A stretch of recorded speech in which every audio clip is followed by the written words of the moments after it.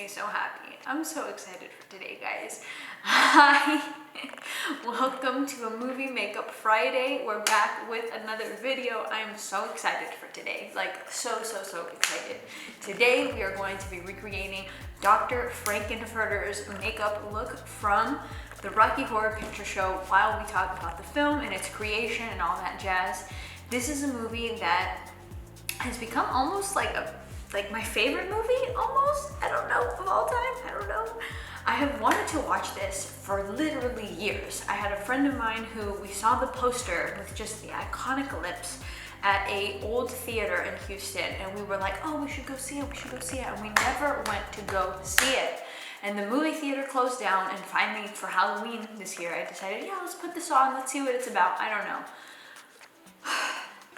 I have become obsessed. I have become obsessed with this movie for so many different reasons, and I'm just so excited to talk about it today. I'm sorry I'm ranting, but this movie, if you haven't seen it, you need to go see it. If you like, I don't know, if you like costumes, if you like vibes, if you like catchy songs, if you like funny cuts, I don't know how to describe it. I'm just so excited. So let's go ahead and get started. I'm sorry, I'm just so passionate. I'm so excited for this. And yeah, let's go ahead and get started with this makeup look while we talk about the film and its creation. Let's do it. The Rocky Horror Picture Show. Oh my God, I'm so excited. The Rocky Horror Picture Show was actually written by a guy by the name of Richard O'Brien. He was at the time living as an unemployed actor in London and decided through the holidays and the winter and stuff like that, he was like, oh, I guess I'll just like write something, you know, just write something, you know what I'm saying? Since he was young, it was said that he really liked like old school, like science fiction, B-class films type thing, and so he really wanted to kind of take that as his inspo when he was writing it. He was also somebody who showed a lot of interest in shock horror, rock and roll, 50s, musical, like all those sorts of vibes. So for him, he was like, yeah, we're gonna do this. And he ended up writing out the script and then showed it to his, I guess, fellow friend, whose name was Jim Sharman, and showed it to him when it was like unfinished as a script. And Jim was like, yo, I like this. Let's make something out of it. And so that's what they did. Jim wanted to direct it kind of in its small experimental stage, and he had directing experience, so it was like, yeah, let's try this, let's see. During their experimental stage, they were filming in the Royal Court Theatre in London. When it came to O'Brien and Jim's previous workings together, O'Brien was actually on set during Jesus Christ Superstar, and that was a film that Jim had also been a part of, so they did work together on that as well as on another film called The Unseen Hand. They slowly ended up bringing in a guy by the name of Brian Thompson to be the production designer, and then the costume director was a woman by the name of Susan Blaine. Of course, some of these people were just original cast members, and then they kind of moved on for whatever reason they decided to, but yeah, this was essentially the original people who were a part of the film. Since it originally was something that they were working out, trying to figure out, they kind of made it into a musical first. And during its musical phase, they had it under the name of They Came from Denton High. That was the working title, essentially, that they had for the film, but it definitely didn't stick. It did not stick, and they eventually did change the name to the Rocky Horror Picture Show. Most of the filming was taking place at a house, and the house was called Oakley Court. It was a Victorian style home that was actually made in 1857, so it was a pretty old house, and at the time of their filming was actually in pretty not so good condition, but they made do and actually shot a lot of the film there. Now we talk about the actual casting, right? So Dr. Frankenfurter is actually played by a guy by the name of Tim Curry, and off the bat he was kind of like their top pick for the position from what I could understand and grasp, and he did play the role of Dr. Frankenfurter. And when he was given the role and casted for it, he decided to kind of give Dr. Frankenfurter this like Queen Elizabeth, queen of the world kind of posh attitude, and you can really see that within his role and his performance of the role. A lot of the people who were actually working for this film as well were big time into theater. They were definitely theater people, so you can kind of tell, you know, there's a lot of musical aspects to it, obviously with the singing, but they're also very like elaborate with their performances, and it's just, I love it, I love it, I love it. If you haven't seen the film or you need a little refresher, basically in the beginning of the film as well, there is Brad and Janet, and they decided to go kind of riding around outside, and it starts to rain outside. Their car, of course, breaks down in the rain, and they need some help. And that's how they find themselves in Frankenfurter's home. Now, Brad and Janet, they really insisted, the core team insisted on making them Americans. They wanted them to be Americans and kind of hopping in and seeing this home that is in the middle of nowhere and like, oh my God. And so that was kind of a no-brainer of figuring out who, you know, who would play that role. They had to be American. They went with Susan Sarandon as Janet, and then Brad was Barry Bostwick. And together they created roles that were literally just so good. They were so good. When they started their filming, they were obviously filming in this home that is middle of nowhere, Oakley Court, and when they decided to film in autumn. And as we know, that's when flu season kind of does its thing, you know what I'm saying? So Susan actually ended up getting, Susan, aka Janet, she ended up actually catching pneumonia while filming, so they did have to like postpone it for a little bit, but they did nonetheless, you know, continue and do what they gotta do. But she did go, I think she went to the hospital, honestly, during the time of this filming, so yikes. So now we're gonna jump in and talk about the artsy, craftsy sort of stuff that went about in this film. While we do that, I'm just going to use this card to give myself a pretty straight line when it comes to my nose here. Let's see how that works. Okay, it's fairly straight. I think I need a little bit more to kind of go more onto my actual nose. So let me work this out real quick. It's tricky. Doing the same thing for the other part of my eye as well. So when it comes to the artsy part of this actual film, they did hire some pretty big named people to just ensure that they got the looks that they wanted. Since this was a pretty ambitious project, they wanted to make sure obviously everything was pretty much in check. And so for makeup, they actually hired a guy by the name of Pierre de la Rocha, or Pierre de la Roche, something like that, however you would say it. And he was actually the makeup artist for both Mick Jagger as well as for David Bowie, so big named guy at the time. For the production photography that was done in the back, they hired a guy by the name of Mick Rock, and he did a bunch of books after this, apparently, showcasing his work throughout the production and the film creation. When it came to the costumes and the costume design for everybody, they did have a pretty nice budget for this film. The main costume designer, head person in charge was Sue Blaine.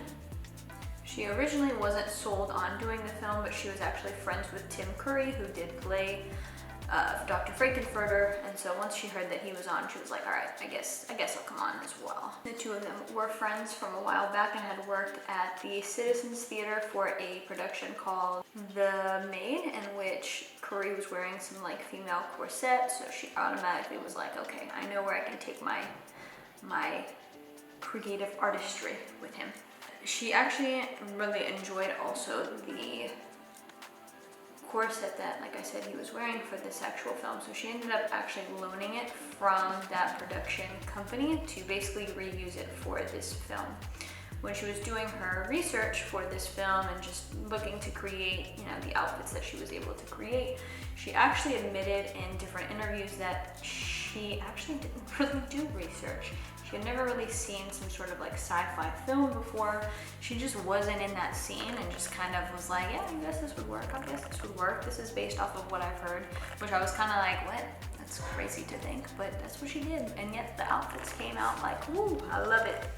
The budget for this film for the outfits just by themselves, and this is what I say all the time, is like, There's so much back-end stuff that goes into production that it's literally incredible. Like, it's literally incredible how many things go, you know, just back end that no one really talks about. But just for the outfits itself, it was $1.6 million. Yeah, $1.6 million just for the outfits. Now, we gotta remember, for some of these outfits, they did have to double up and whatnot just because of the budget. And I mean, there were so many people and so many, just like I said, elaborate pieces and stuff that it's just what they had to do. When it came to some of the props, they actually reused a lot of these props from other major films as well. One of the props that they actually used was a tank and a dummy that was used for Rocky's birth, essentially, and both of those were used from Frankenstein. Yeah, from Frankenstein from 1958, The Revenge of Frankenstein. Yeah, they used the tanks from them. So I thought, I don't know, as a film, it was kind of interesting to see how they were crafty with this stuff.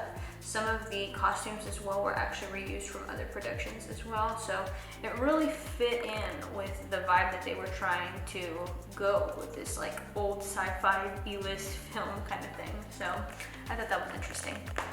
The soundtrack was released in 1975, and the primary producer on the album was a guy by the name of Richard Hartley, and the soundtrack peaked at number 49 on the Billboard Hot 100 list, so not too bad. When the film was released, it was released at the Rialto Theatre in London, and from what I could understand, it did not do very well. It not only was screening there, but it was also screening in Los Angeles, and it really opened to like not good numbers, barely filling its seats type thing, and so people really were freaking out.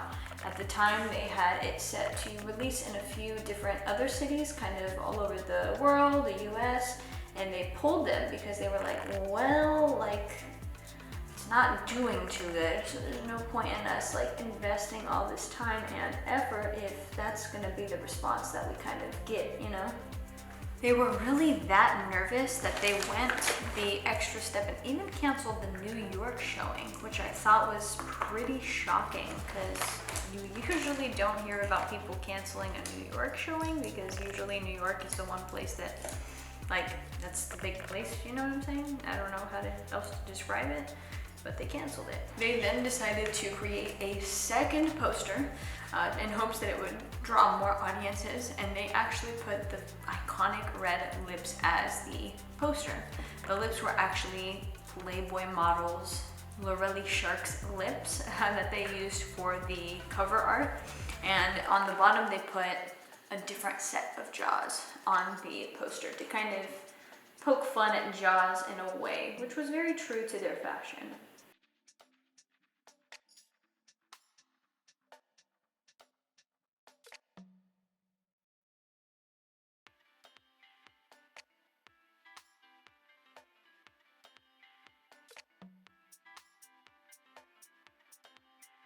So after they did decide to obviously pull everything and just kind of do a whole remarketing sort of thing, they in 1976 decided to adopt a new strategy. They had seen some films come out and they did like midnight releases, and people really wouldn't know what film they were going in to watch, and so they were like, yeah, let's try that. And so slowly but surely, that's what they kind of started to adopt. And they did a few screenings that were at midnight on April Fool's Day of 1976, and specifically starting in Seattle, and just kind of were like, yeah, it's gonna be a random show, come check it out. And that's when the success started to buzz, and people started to be like, oh shoot, like this is a cool ass movie. And so they later kind of took it all over the place, basically doing these midnight showings for people, and people were starting to catch on, and people were starting to actually become kind of like fans of the work and would show up to these showings in full costume. And they slowly found out that if they show up in costume, they get free entry. So people would come in decked out in line to watch these films in their outfits. They got it for free. I mean, it seems like a vibe, you know what I'm saying? When it comes to the film's release, like I said, just a little bit ago, I was trying myself to go and watch this film.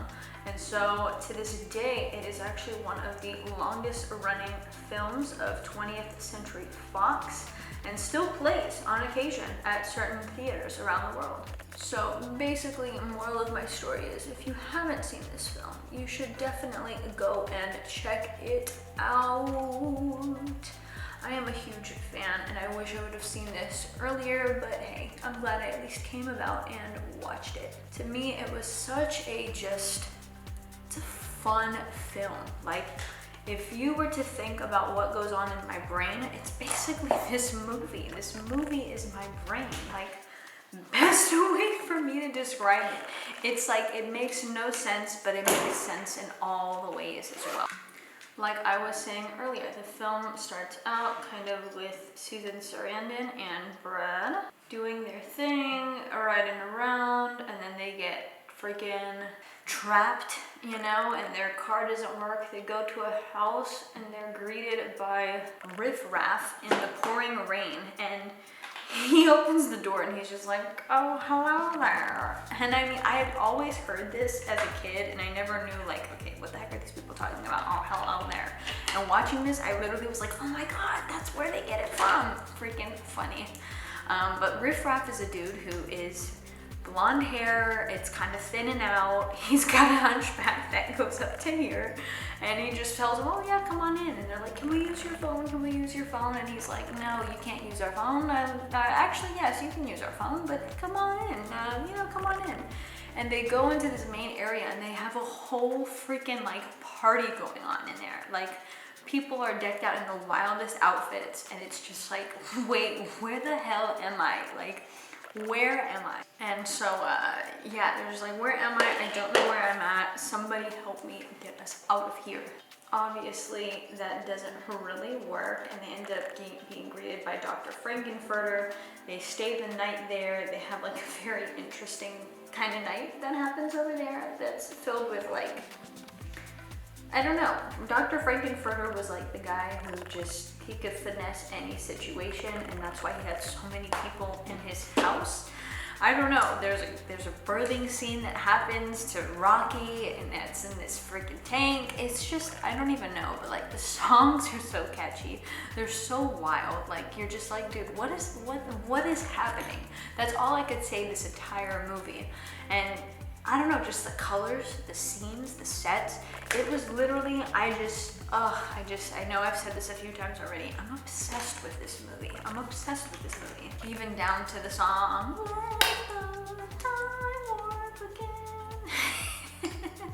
oh my God, I'm like obsessed. I was watching some videos before this filming just to kind of, remind myself what this movie is about. And I just was smiling ear to ear. But my friends, this I think sums up our Dr. Frankenfurter inspired look. You obviously would have all of your hair down. Let me see. Nah, I like my hair like this. We're gonna keep going like this. So this basically sums up our Dr. Frankenfurter look from Rocky Horror Picture Show. I hope you guys enjoyed it. I had a lot of fun watching this movie. The research, there really wasn't a lot of information on it besides a little bit about the props and about the makeup and about the casting, essentially, and just kind of the sad beginning that it had, which I thought was so shocking. But of course, that's how it goes. If you don't have certain posters that look a certain way that are interesting, or just marketing skills or marketing tactics that work, it's tricky. But I'm glad that it's still running. I find it crazy that it still shows in films. I would easily go to another film, go to another theater to go and watch this, especially with my friend who still hasn't seen it. I freaking love this movie. But I hope you guys enjoyed this creation, and if you guys do create it, please tag me at Nutra Makeup. I would love to see your looks, and let me know down below, who should we do next? What musicians are you interested in for our music video Makeup Monday looks? And then what movies should we work to recreate that are just as elaborate and extravagant as Dr. Frankenfurter? Let me know down below, and we'll see you guys in the next video. See ya!